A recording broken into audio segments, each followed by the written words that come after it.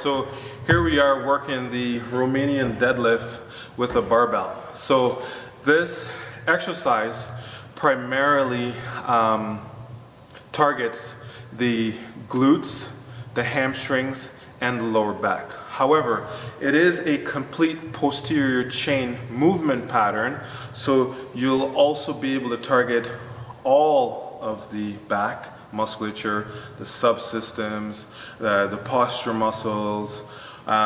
You'll also be able to target all of the muscles all the way down to the ankle. So depending on your pathology, whether you're hyperextended lower back or you're more rounded lower back, it's important how you go about this movement. So basically what you want to do is not be excessive, okay? And one way that you can help to combat that is just to make sure that your core is very, very tightly engaged. And that with the bar in hand, that you start with the glutes squeezed.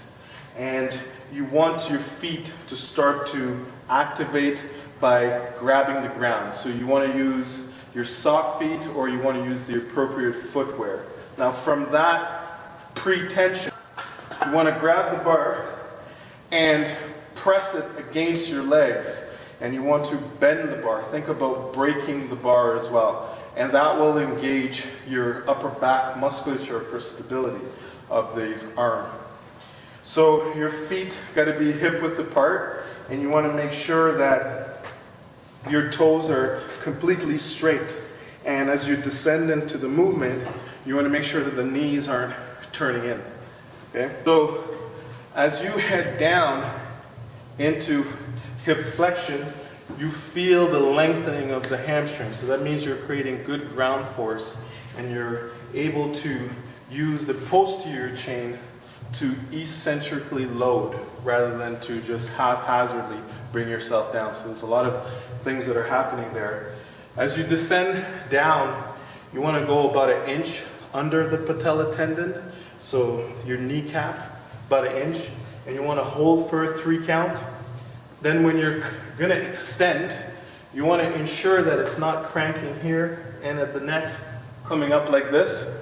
So at the bottom, you want to create force, responsive force through your feet by grabbing the ground and then ripping away the ground.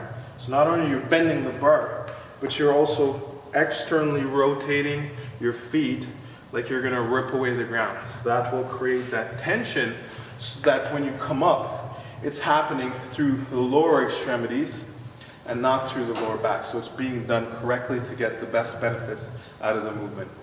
As you come down and gravity starts to pull on your back, that you're not slouched or rounded here, it's very important that you maintain a natural curvature of your lower back. So it's not excessive and it's not rounded. It's working on preserving the natural lordotic curve.